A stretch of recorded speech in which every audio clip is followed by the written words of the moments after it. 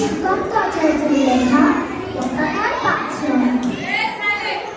বলো তো দেখি পতাকায় মনে কয়টি রং আছে?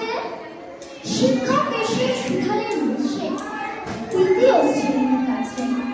একসাথে মিলে সব ছেলে বলে চিৎকার করে জোরে, তিনটি বর্ণ রয়েছে রঙিন জাতীয় পতাকা জুড়ে। শ্রেণীর পেছনে বেঞ্চে বসে শিশু ছেলেরা বসে পতাকার মাঝে পাঁচ রং আছে উল্লাসে মৃদু ভাষে। কথাটা শুনে বাকি শিশু বলে শেখানি লুটোপুটি। শিক্ষক রেগে বলেন ফুটে বোঝাও কি করে মাছটি। মাথা নিচু করে ধনার তুষারে স্বর্ণের শিশুটি বলে উপরে গেরুয়া মাঝখানে সাদা, সবুজ আছে তার তলে, আর আছে আঁকা গোলাকার চাকা, নীল রং আছে এতে। শিক্ষক বলে এদিকে হলে তবুও হচ্ছে চারটে।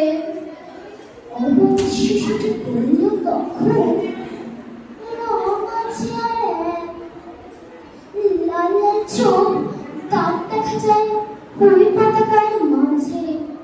আমাকে যখন আনলে ওরা কফিনের ঢাকা খুলে জড়ানো রয়েছে দেহখানা তার পতাকার ফুলে।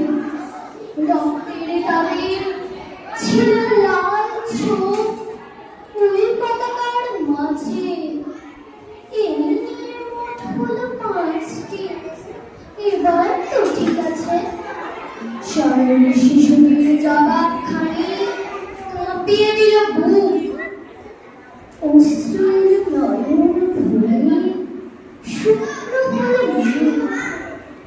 আজও যারা দেশের জন্য করছে বলে দায়, স্বাধীনতার শহীদ সমর তাদের অমর প্রাণ হয়েছে স্বাধীন। পেরিয়ে গেছে ৭০টি বছর, দেশ বাঁচাতে যাচ্ছে যে প্রাণ। লাগছে কি তার খবর?